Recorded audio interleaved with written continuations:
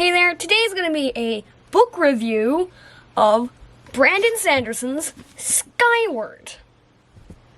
Okay, so I finally read this book, and I'm so glad I did, because it's so awesome. It's a sci-fi novel, set in the future, obviously, and I am just blown away by how good this is. I really love it, and I'm just here to talk about it. So I'm going to do a spoiler and a non-spoiler section of this video. Timestamps are down below, and yeah. Clicky, use your mousey thingy. That's not really a phrase, but okay. Anyway, so let's dive into the review. Okay, non-spoiler. Okay, this is kind of more to get you to see if you really want to read this book. So, okay. I think this is a really good...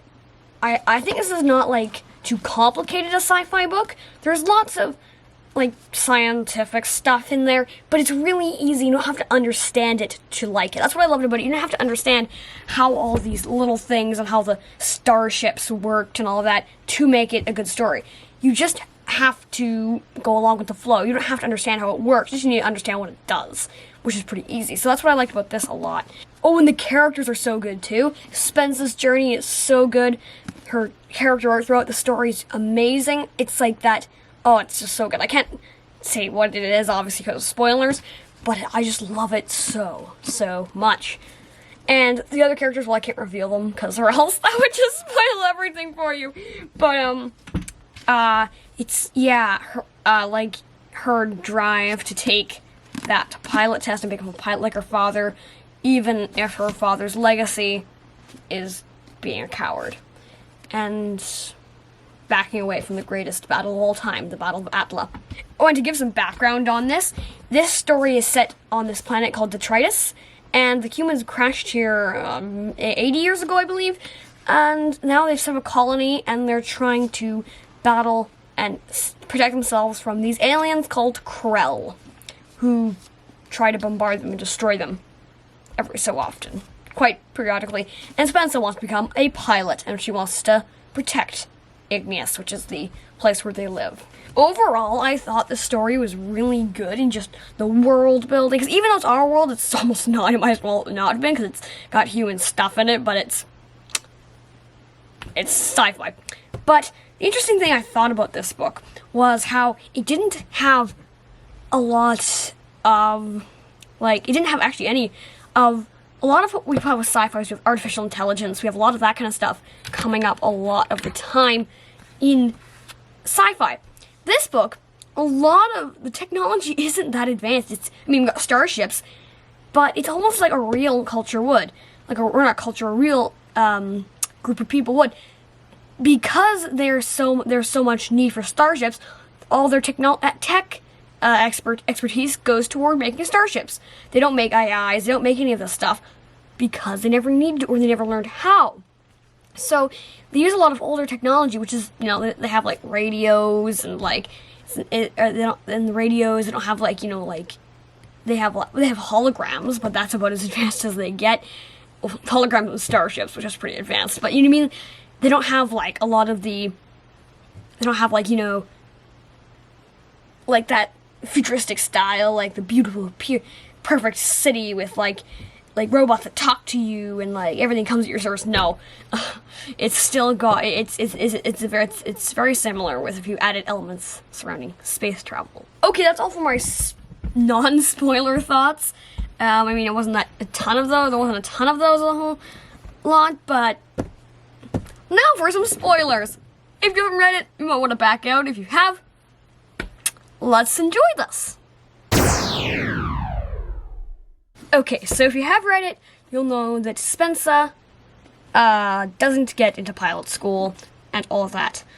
And it's because a lot of bias surrounding her father, which, yeah, who she thinks is, or thinking everyone told is a coward. But if you've read the entire thing, you'll know that's not the case. And my original thought was, that's not, I was thinking it's probably not the case because he actually wasn't like that, he's actually a hero, etc., etc. It's a mistake.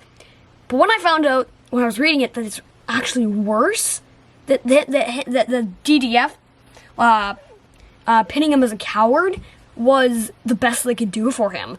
he was a traitor. He was a traitor. Well, sort of, in a way. But to them, he was a traitor. He shot down their own pilots, and oh, poor Cobb had to actually destroy and kill his own wingmate. And I was so like, yeah, like a lot of stories, it's like, oh, your father or the person you thought was always not who they think they are, and they're better than that. This person, well, it's hard, there's so many levels to this, because technically it wasn't him. Technically he was actually him, but he was seeing that like holographic version of, he was seeing a different battle. He was seeing the Krell did something with his mind, so he saw something different. So he thought he was firing at the Krell when he said, "I will kill you all," and that's just kind of sad. And when you're reading it, it just seems kind of sad because it wasn't him. It wasn't anything. He wasn't better than that. And poor Cobb, or call sign Mongrel, had to kill his own teammate, and because of this calling to the stars and this weird thing that we don't understand yet, that hopefully I'll find out more about in book 2, because I was a bit confused at the end, where you're like, okay, she has a connection to the stars, or this thing, and I have this feeling it has to do with this like cytonic thing that was happening at the end with Mbot and her and Spensa, or Spin, whatever. I call her that all the time. But yeah, so I think the cytonic thing is important. I know that the 3rd book in the series that is coming out in November, I believe, is called Cytonic, so I'm like, okay, this sounds important. But yeah, so I think that her thing with her father was really cool, and how Cobb had to deal with that, and how Cobb had so much there. He knew what happened. And Ironsides, or Judy Ivans, I believe, the Admiral, I both hate her and think she's just had a tough time. I think she's a good person, but also is kind of a bit biased. I don't like her completely, but I think there's still good in her. And yeah, so I want to talk about some of the characters here. So namely the flight, or Skyward flight. So what's the girl's name that they Quirk, or her call sign's Quirk. I can't remember what her actual name is. I can't remember. Quirk. She's Spence's friend, and I love Quirk. She's so funny. He's hilarious, quoting the Saint and stuff like that, or the Saint or whatever. It's like that. That was always hilarious. Then Jerkface, or Jorgen, actually. I think his character thing was so cool. His thing with his character arc. Well, not arc, actually. Well, yeah, he definitely has an arc. But the thing with Spensa always thinking he's mean, when she's in that scene where she sees him training hard and so hard to see if he could have changed that battle where two of their teammates, or not teammates, well, 2 people from their flight died. You see that there's way more to him. And towards the end, you're kind of thinking, wait, is there a romance between them? Is the way they're talking to each other? But anyways, you're kind of sensing that, but that's for book 2. I don't know, maybe book 2 will touch on that. But I think the characters were so good. Cobb, I love Cobb so much. Poor Cobb, he has such a rough time. Spence's arc, as I said in my non-spoiler thoughts, is so awesome. I love Spence's arc. It's just so good. Okay, but we have to talk about the end. I'll admit, the end, I was a bit slightly confused on, and I was a bit okay on. How the thing where suddenly the Cytonics were online, and she suddenly teleported, I believe, was interesting. And it was set up that way, I think, that the Cytonics were always offline, and suddenly the Cytonics are online. And they gave hints that this had something to do with her being in that ship and flying it and using it. And that's kind of interesting. I feel like a lot of that will be revealed more in book 2, because we got a lot of like, wait, how did that actually happen? And I really hope there's a reasonable explanation, or else not it just happened, because I really hope there's like a real cool answer to that. And I think there will be, because Brandon Sanderson, I love him. He has great writing in Mistborn and all that. Funny thing is, he did something similar in Mistborn, but I won't spoil that. But the thing is that, yeah, the end was really cool, how she flew up there, and how the Krell, and she showed what the Krell tried to do to her, and how Mbot was, you know, and they found out what the Krell are actually doing, and how she can somehow hear the Krell. I just think that's really cool. And how this thing, there's something called the Nowhere. I'm really confused. It's kind of, or not super confused, but I'm a little bit confused. And I might even just go back and read that section again, just to see if I can spot anything I missed when I was reading it. Because, you know, at the climax, you're kind of like, you know, so I'll go back and read it with a calmer mind and see if I can spot anything. But I think, yeah, I thought the end was really cool on how the bits started to come together, on how the Krell, you never find their bodies and all that.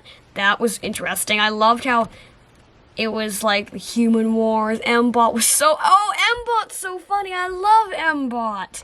I love Mbot, or Massacre Bot, or whatever. No, and Rig, I like Rig too, Rig Morale. I just love all the characters so much. But Mbot's so funny. It's just hilarious. Yeah. Oh, and all the characters that died. It was so sad how they only had like 3 people left in their flight from the age or something they had. I can't remember. It was like, oh no. And like, or no, I think 10, because a bunch of them left. Quirk left. People stopped. Rig stopped. Yeah, you're right. Yeah, and the bunch died. It was like, oh, and then Spencer didn't graduate, which I think is really interesting, because it was so unfair. She ejected to save her life, and it would have done nothing. And she got booted out. So I'm not sure what's going to happen in book 2, but I think that was really interesting. And also the fact how her arc about cowardness and all that, and how am I a coward? And you are that, like, the thing is that she kind of found out, she kind of realized that being a coward, as they say, because I mean that's very valued in this place, is that if you're a coward, you know, it's, you know, no, it's much more valued than it is here. It's like, we're not valued, I mean, like, you know, it's more of a prominent feature. So I think that her realization of that you're a coward, you're kind of acting the role of a coward, I guess, if that's the way to put it. If you like, if say she ejected at that moment when she could have destroyed the bomb. So, you know, like the life buster. That was bravery. It's like, it would have done no use if she just stayed in the rocket and didn't eject like a little while before that, because that's what she thought. Like, it wouldn't do any good to anybody. It would not be brave or anything. It would just being suicide. It wouldn't be anything like that. So she realized she has to eject and all that. It's okay to do that. And I mean, yeah. So, and then when she has that thing in the end, all the character arcs, the characters are so, I really love about the stories, the characters. I love the characters so much. Oh. But her whole journey, you felt so bad for her, because everyone's being so, like, all the people are being so, like, being so mean to her because of something her father did, that, you know, and how she might have a defect, which she kind of does, I guess, and how you kind of felt fear when she heard when you realized that Cobb was like, if you hear the, you know, here's her see eyes, and she saw those eyes, you mean that she was like, yeah, and that she closed her eye. That was like, oh. And her realizing what her father did, it was just such a good story, and I'm really excited to read Starsight, which is the sequel. Anyways, thank you so much for watching these 2 reviews, kind of in one. Well, 1 review, but half of it's spoiler, half of it's not. And yeah, thank you so much for watching, and I'll see you in my next video. Never stop reading.